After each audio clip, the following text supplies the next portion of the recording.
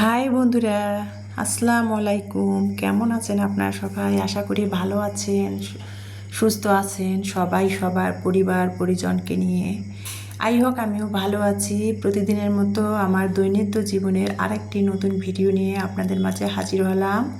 তো এটা ছিল গতকালকের ভিডিও, মানে রাত 10টার দিকে একটু পুডিং বানাচ্ছিলাম।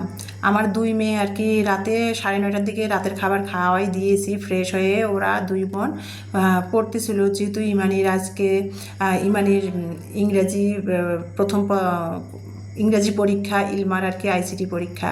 তো দুই বোনে পড়তেছিল, তো আমি কি করব, দুই বোনে পড়তে বসছে আর আমি রাত 10টার দিকে দেখেন কি করতেছি। আর এটা কিন্তু আমার এক প্রিয় আপুর কাছ থেকে দেখে শিখে নিয়েছি আর কি। আমার প্রিয় আপুরা কত সুন্দর করে পুডিং বানায়, ক্যারামেল পুডিং, ম্যাঙ্গো পুডিং, তারপরে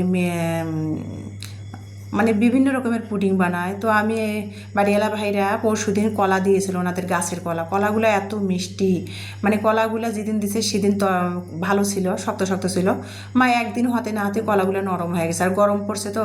তো ভাবলাম যে নরম কলা তো আমার মেয়েরা খায় না, তো ভাবলাম যে কলা আছে, কলা দিয়ে একটু ক্যারামেল পুডিং বানাবো। আর এই পুডিংটা আমার প্রিয় এক মিষ্টি আপুর ভিডিও থেকে আমি দেখে নিয়েছি। তার পরিবারে যে আপু কত সুন্দর করে কলার পুডিং বানায়, তারপরে ম্যাঙ্গো পুডিং বানায়। আমার খুবই আর কি মনে ধরেছিল সেই আপুর রেসিপিটা, সেটা আর কি আমি ফলো করে আর কি, যেটাকে বলে আমি চুরি করে নিয়ে আর কি চুপি চুপি আপুর পরিবারে যে আপুর পুডিংটা আমি চুরি করে নিয়ে আসছি, এসে আমি ফলো করে আমি নিজেই বানিয়ে নিলাম আর কি। আর একটা কথা কি জানেন, মানে কেউ আর কি পৃথিবীতে যা আসে শিখে কিন্তু কোনো কিছুই আসে না। আমরা যতদিন বাঁচি, কবরে যাওয়ার একদিন আগ পর্যন্ত শেখার কিন্তু শেষ নেই। আমরা একজন আরেকজনের কাছ থেকে শিখবো, তাই না? এটাই তো আর কি, শেখার শেষ নাই। মানে দোলনা থেকে মৃত্যুর একদিন আগ পর্যন্ত। তো আমার প্রিয় মিষ্টি আপুর কাছ থেকে আমি ব্যানানা ক্যারামেল পুডিংটা আপুর পরিবারে যে চুপ করে গোপনে দেখে এসে পুডিংটা বানালাম আর কি। তাও হুপে আর কি আমি তো পুডিংটা বানিয়ে খাওয়ার পরে তারপরে ভয়েস দিচ্ছি, হুপ সেই আপুর মতোই হয়েছে। মাশাল্লাহ মাশাল্লাহ, অনেক সুন্দর হয়েছে। অনেক দেখা যায় যে ইউটিউব থেকে রান্না দেখে শিখলেও কিন্তু হুপ সেরকম হয় না। সেই আমার মিষ্টি আপুর কাছ থেকে কলার যে ক্যারামেল পুডিংটা দেখেছিলাম আমি, যদিও আপুর রান্নার চ্যানেল থেকে দেখি নাই, আপুর ব্লগ ভিডিও থেকে দেখেছিলাম।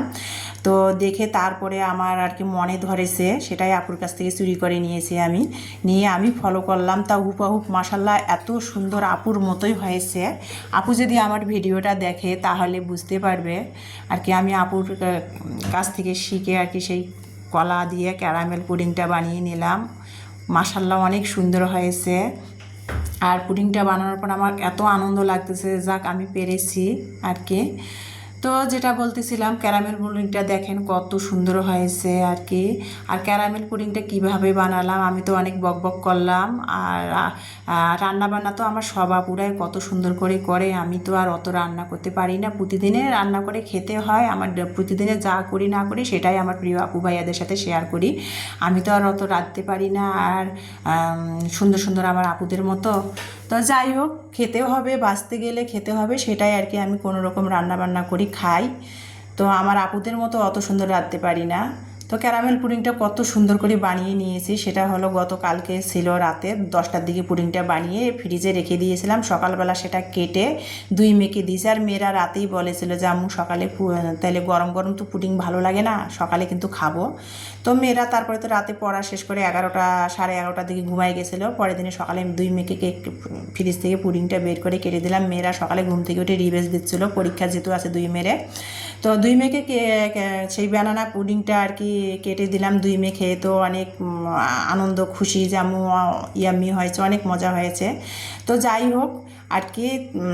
তো তারপরে আর কি এটা পরের দিনে সকালবেলা আর কি, আজকে রোজ মঙ্গলবার, আর পুডিংটা আগামীকালকে বানিয়েছিলাম। তো এই যে সকালবেলা আমি একটু চা বানিয়ে নিয়েছি। 2 মেয়ে তো পুডিং কলার পুডিং বানিয়েছিলাম, সেটা খেয়েছে। একটু ইমানিকে চা বানিয়ে দিয়েছি, যেহেতু ওরা অনেক ফজরে ওঠে, ফজরের নামাজ পড়ে পড়া রিভেজ দেয়, সেই জন্য ভাবলাম যে একটু চা বানিয়ে দেই। চাটা খাইলে পরীক্ষা দিবে, যেহেতু চাঙ্গা লাগবে না শরীরটা, তো ওকে একটু চাও বা ক্লান্ত দূর হবে আর কি, চাও বানিয়ে দিয়েছি। ইমানি আর আমার জন্য চা বানিয়ে খেয়ে নিলাম। নিয়ে ইমানি গেল স্কুলে, মানে সরি, ইমানি পরীক্ষা দিতে গেল।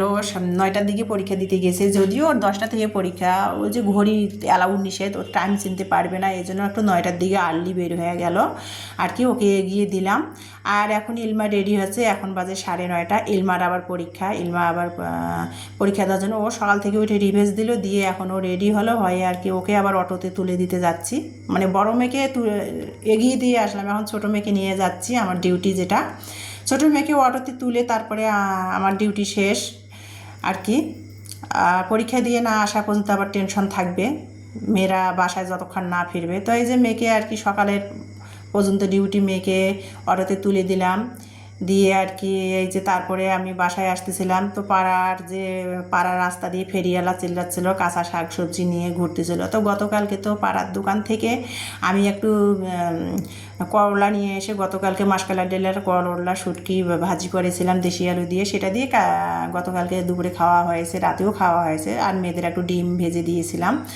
আর আজকে পাড়ার দোকানে ভাবলাম যে বাজার যাব কি না চিন্তা করতেছিলাম। তো যে ফেরিওয়ালা ভ্যান গাড়িতে করে শাক সবজি নিয়ে চিল্লাচ্ছিল। আমাদের বাসাতে যদিও বাসার সামনে ফেরিওয়ালা দাঁড়ায় না, আমাদের বাসাটা পুরা অফিস এনজিও ভাড়া, এখানে কোনো ফ্যামিলি বাসা নাই, ফ্যামিলি নাই দেখে ভ্যান গাড়িওয়ালারা দাঁড়ায় না, ফেরিওয়ালারা।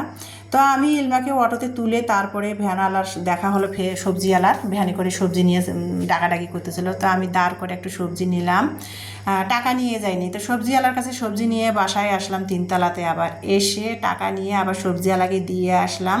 100 টাকার সবজি নিয়েছি, সেই ফেরিওয়ালাকে দিয়ে তারপরে বাসায় চলে আসলাম। দেখেন কি সবজি নিলাম ভ্যান গাড়ি আলার কাছ থেকে।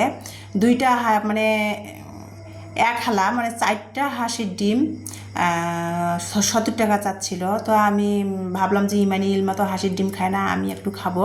তো 2টা হাঁসের ডিম নিলাম, 35 টাকা নিল। আর এখানে কাঁকরোল নিয়েছি 15 টাকা, পেঁপেটা নিয়েছে 25 টাকা। তারপরে পেঁপের এত দাম। তারপরে যে মারা শাক, আমরা তো এগুলাকে কেউ পাটের শাক বলে, আমরা এটাকে মারা শাক বলি। তো মারা শাক নিলাম 2 মুঠা 20 টাকা নিয়ে তারপরে বাসায় চলে আসলাম। তো এসেই আর কি রেখে দিয়ে হাঁসের ডিমটা ভালো করে সাবান দিয়ে স্লেসোবা দিয়ে ঘষে ঘষে ধুয়ে একটা ফ্রিজে রেখে দিলাম, আর একটা ভাবলাম যে সিদ্ধ করে খাবো।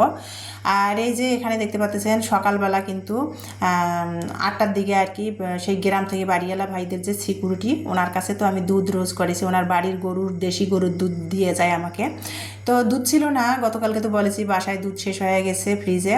তো উনি আজকে আবার 4 কেজি দুধ দিয়ে গেল। তো সেই দুধটা 1 লিটার করে আর কি 4টা বোতল করলাম, মানে 3টা বোতল ফ্রিজে রাখবো, আর 1 লিটার দুধ আর কি আমি জাল করে নিব। তো এর ফাঁকে আর কি দুধটা ছেঁকে বোতল চা করে ফ্রোজেন করবো রেখে দিচ্ছিলাম। আর এর ফাঁকে হাঁসের ডিমটাও সিদ্ধ হয়ে গেল, এখন একটু খেয়ে নিব। তো ভিডিও করতেছিলাম মোবাইলের না, ভিডিওতে আর কি আমার অজানাতে আর কি ফ্ল্যাশটা অন হয়ে গেছে, যার ফলে আর কি আলো পড়তেছিল ভিডিওটাতে। তো এই যে হাঁসের ডিমটা, মানে আমি সবসময় ডিম সিদ্ধ খাই আর কি, টমেটো কেচাপ দিই। তো টমেটো কেচাপটা শেষ হয়ে গেছে, আনার লাগবে। তো একটু লবণ ছিটা দিলাম, দিয়ে খাচ্ছি। যদিও এভাবে ডিম খেতে আমার ভালো লাগে না, ডিমের যে একটা স্মেল আসে না, সেটা নাকের মধ্যে লাগে, কেমন জানি লাগে। টমেটো কেচাপ দিয়ে খেলে আর ডিমের স্মেলটা আসে না আমার কাছে। তো শেষ হয়ে গেছে, কি আর করার, আনতে হবে। তো সংসারে খালি নাই নাই নাই, এটা আনো সেটা আনো, সেটা আনো এটা আনো, এইরকম এদিক দিয়ে আনি ওদিক দিয়ে শেষ হয়। যদিও আমরা মানুষ খাওয়ার কেউই নেই, তারপরেও তো আনতে হবে। লবণ ছিটা দিয়ে একটু হাঁসের ডিমটা সিদ্ধ খেয়ে নিলাম, নিয়ে এই যে ময়লা ফেলতে আসছি। ময়লা জমেছে আর কি, আর গরমের মধ্যে না প্রতিদিনের ময়লা, প্রতিদিন ময়লা বলতে তরকারির কাটা বাছা এটো কুটো আর কি, এগুলো প্রতিদিনে না ফেলে না গন্ধ হয়ে যায়। সেখানে 2 দিন হয়ে গেছে ময়লাগুলা। তো ময়লা ফেলতে আসছি, এখানে বাড়িওয়ালা ভাইদের আমাদের রান্নাঘরে জানালার পাশ দিয়ে দেখা যায় 3তলা থেকে, সেই বাগানে আর কি ময়লা ফেলি। আর সবাই আর কি বিল্ডিংয়ে সবাই সেখানেই ময়লা ফেলে, ভাইয়াদের তো অনেক জায়গা আর কি। বিশাল বড় এরিয়া, প্রায় 1 বিঘা জমির মধ্যে আর কি ভাইয়ার মাঝখানে বিল্ডিংটা 4তলা 5তলা বিল্ডিং করেছে, আর চারিপাশে জায়গা বাগান করে রাখছে। সেই বাগানের এক পাশে সবসময় সবাই ময়লা ফেলি, তো বাগানে এসে ময়লাটা ফেলে দিলাম, দিয়ে তারপরে আর কি বাসায় আবার চলে আসলাম, ভাত বসিয়ে দিয়ে নিচে গেছিলাম। তো এদিকে ভাতটা হয়ে আসছে, ভাতটা আর কি, আর আমার রাইস কুকারটাতে না ভাত বসাই দিয়ে না 2বার একবার নেড়ে না দিলে না, ওলট পালট না করে দিলে ভাত উপরেরটা চাল থাকে তলেরটা নরম হয়ে যায়, এরকম রাইস কুকারটা। তো ভাতটা নেড়ে বলক আসছে, নেড়ে চেড়ে দিলাম, দিয়ে ঢাকনা দিয়ে ওয়াশরুমে গেলাম। সকালে আর কি কাপড়, ইলমা স্কুলে গেছে, ইলমার যে গায়ের কাপড়গুলো ইউনিফর্ম পরে স্কুলে গেছে, ওর যে গায়ের কাপড়গুলো খুলে রেখে গেছে, সেগুলো ভাবলাম যে গরমের কাপড় ঘেমে গেছে, গন্ধ আসবে, কেচে দেই। তো ইলমার না গায়ের যে স্কুলে গেছে জামা কাপড় খুলে রেখে গেছে, সেগুলো ভাবলাম যে কেচে দেই, স্কুল থেকে এসে তো গোসল করবে, করে ফ্রেশ কাপড় পরবে। তো ইলমার কাপড়গুলো আমি কেচে দিচ্ছি। আর গতকালকে নামাজের জন্য যে 2টা সালোয়ার বানাই নিয়ে আসছি, সালোয়ার 2টা ভাবলাম যে খলাই দিব, মারকাচি দিব, যেটাকে বলে নতুন কাপড় যেটা আমরা খলাই দিই সেটাকে মারকাচি বলে, মারকাচি দিব। তো সালোয়ার 2টা, নতুন সালোয়ার 2টা ধুলাম। আর আমি নতুন কাপড় না খলাই কখনোই ব্যবহার পরি না আর কি। তো খলাই দিলাম সে সালোয়ার 2টা, ইলমার গোসলের জামা কাপড়গুলো ধুয়ে তারপরে ভাবলাম বারান্দায় নেড়ে দিই। আর এখন তো আষাঢ় মাস, এই মেঘ, এই বৃষ্টি আর কি, রোদ, অনেক রোদ সকাল থেকে, কখন যে আবার বৃষ্টি আসবে তার কোনো ঠিক নেই। তো ভাবলাম যে বারান্দায় নেড়ে দিই, বাতাসে শুকে যাবে, আদা শুকনো হলে ফ্যানের তলায় দিলে আর কি ফ্যানের বাতাসে শুকে যাবে পরে লাস্টে। তো কাপড়গুলো বারান্দায় নেড়ে দিচ্ছিলাম, দেখতেই পাচ্ছেন ইলমার জামা কাপড়গুলা। আর দিয়ে তারপরে এখন রান্না করব।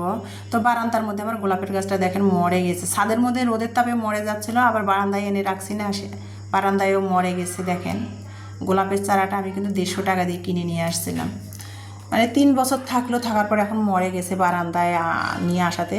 মানে যখন ডাল রান্না করি, ডাল ধোয়া পানি, ভাতের চাল ধোয়ার পানিগুলো গাছের মধ্যে দিই, তারপরে কেন জানি গাছটা মরে গেল, বুঝলাম না, 3 বছর পর গাছটা হঠাৎ করে মরে গেল। তো বারান্দায় কাপড়গুলো নেড়ে দিয়ে আসলাম, এসে তো ওয়াশরুমে গামলাটা রেখে দিলাম, দিয়ে এখন আমি এই যে সকালে যে ফেরিওয়ালার কাছে, ভ্যান গাড়ির কাছে যে শাক নিলাম, মারা শাক আর কি, সেটাই আর কি ভাজি করবো। এই শাকটা কিন্তু পাটের শাকের চেয়েও খেতে ভালো লাগে, একটু তিতো তিতো লাগে কিন্তু খেতে ভালো লাগে। তো শাকটা কেটে বেছে তারপরে ধুয়ে তারপরে চলে আসলাম চুলার পাড়ে। এখানে আমি রসুন কুচি, কাঁচামরিচ কুচি, পেঁয়াজ কুচি দিয়ে শাকটা আমি কাঁচায় তেলানি করে নিব। এই শাকটাতে পানি যদি বেরাবে না আর কি, যতখানি বেরাবে শাকের কাঁচা পানিটা, শাকে আর কি ওই পানিটাতে শাকটা সিদ্ধ হয়ে যাবে। তো দেখেন কত সুন্দর শাকটা ভাজি হয়ে গেল, ঝরঝরেও হয়েছে, সিদ্ধ হয়েছে। শাকটা নামিয়ে নিলাম, এখন ওই কড়াইটা একটুখানি ধুয়ে নিলাম হালকা করে, নিয়ে ওই কড়াইতে আমি আজকে পেঁপে দিয়ে ব্রয়লারের যে চিকেন সেটা রান্না করব। তো সেটা রান্না করার জন্য চুলার মধ্যে কড়াই বসিয়ে দিলাম, তেল দিলাম, একে একে যে রেগুলার মশলাগুলো, মাংসে যে আমরা মশলাগুলো দিয়ে থাকি যেগুলা সাধারণত, সেই মশলাগুলো দিলাম, দিয়ে ভালো করে কষিয়ে নিচ্ছিলাম। আর আমি যে গরম মশলার গুঁড়াটা দিছি না, দারচিনি ছিল, তারপরে বিভিন্ন মশলা ছিল, মশলাটা কেন জানি দেওয়া মাত্র কালো হয়ে গেল তরকারির না মশলা কষানিটা, বুঝলাম না। তো যাই হোক, দিয়ে মশলাটা কষিয়ে এখন আমি, মশলাটা কষা হয়ে গেছে, তেলের উপরে রেড়ে গেছে, এখন আমি যে ব্রয়লারের চিকেনটা দিয়ে কষিয়ে নিচ্ছিলাম। আর এখানে আর কি ইলমার তো 12:30টার দিকে পরীক্ষা দিয়ে চলে আসছে, যদিও ওর 1টা পর্যন্ত পরীক্ষা, তো 12:30টার দিকেই ও চলে আসছে, ওর নাকি পরীক্ষা হয়ে গেছে। তো ইলমা এসে রান্না করে ইউনিফর্ম না খুলে, চেঞ্জ না করে দুষ্টামি করতেছে। আমি ব্রয়লার চিকেনটা কষাচ্ছিলাম আর ও পেঁপেগুলা উপরে দিচ্ছে, আমি বলছি যে হয় নাই, কষা ভালো করে, ও দুষ্টামি করতেছিল। তো তারপরে আর কি A to Z তো আর ভিডিও রান্নার দেখালে ভিডিও লং হয়ে যায়, তাই আজকে অনেক 20-25 মিনিটের ভিডিও আমি কেটে কেটে আর কি ভিডিওকে আমি 14 মিনিট বানাইছি। A to Z তার ভিডিও দেখা ডেইলি লাইফে সম্ভব না। তো রান্না করে কিন্তু তারপরে গা গোসল দিয়ে ফ্রেশ হয়ে দুপুরের খাবারটা খেয়ে নিলাম। আর এখন বিকালের জন্য এই যে গতকালকে রাতে কলা দিয়ে যে ক্যারামেল পুডিংটা বানিয়েছিলাম, ব্যানানা ক্যারামেল পুডিং, সেটা আর কি বিকালের নাস্তা টিচারকেও দিব, চা বানিয়ে নিলাম, আমরাও খাবো। তো খালি তো আর পুডিং দেওয়া যায় না টিচারকে, ভাবলাম যে একটু নোনতা বিস্কিট আছে, সল্টেজ বিস্কিট যেটাকে বলে, সেটা দেই, আর পুডিং দেই, আর চা দিই টিচারকে, আর আমরাও একটু খাই। তো টিচারকে চা দিব আর আমি চা খাবো, আর ইমানিকে একটু কফি দিয়ে দুধ দিব। আর কফি দিয়ে দুধটা দিলে ইলমা খায়। হরলিক্স যদি দিয়ে দুধ দেই তাহলে ওরা গরুর দুধটা খেতেই চায় না, হরলিক্সটাও খেতে চায় না, সেই জন্য কফি নিয়ে নিয়ে এসে রেখে দেয় ব্ল্যাক কফিটা, 5 টাকা দামের মিনি প্যাকেটটা। যখন ওদের দুধ বানিয়ে দেয় তখন গরুর দুধটা গরম করে বানিয়ে দেয়, তখন একটু কফি দেয়, কফির না পোড়া পোড়া যে ঘ্রাণটা আসে তাহলে দুধটা খেতে চায়। তাছাড়া হরলিক্স দিলেও খেতে চায় না। তো টিচারকে নাস্তাটা দিয়ে আসলাম, তারপরে ইমানির জন্য এই যে ইমানি এখন পড়তে বসছে, এখন বাজে 6টা, মাগরিব হয়ে গেছে, ইমানি এখন পড়তে বসছে। তো ইমানিকে একটু কফি দিয়ে দুধ বানিয়ে দেবো, ইমানি খাবে, ওর পড়ার টেবিলে দিয়ে আসি। তো আজকের ভিডিওটা এই পর্যন্ত, সন্ধ্যার নাস্তা খেতে খেতে বিদায় নিব আপনাদের মাঝ থেকে। সবাই ভালো থাকবেন, সুস্থ থাকবেন। নেক্সট ভিডিও দেখার আমন্ত্রণ জানিয়ে বিদায় নিচ্ছি। আল্লাহ হাফেজ।